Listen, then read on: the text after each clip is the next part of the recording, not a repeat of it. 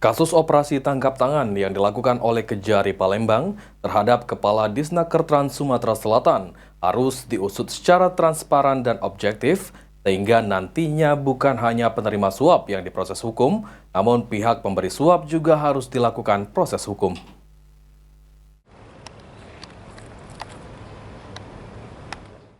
Disampaikan oleh pengamat hukum Nurmalah, jika kasus OTT yang menyerat Kepala Disnaker Trans Sumatera Selatan, Deliar Marzuki, harus diusut tuntas oleh pihak Kejaksaan Negeri Palembang dengan transparan dan juga objektif. Hal ini harus dilakukan oleh Kejaksaan agar kasus ini dapat terungkap secara terang-menerang. Bahkan disampaikan oleh mantan Ketua Peradi Palembang ini, Kejaksaan juga harus memanggil dan memeriksa pihak penyuap, bukan hanya yang menerima suap.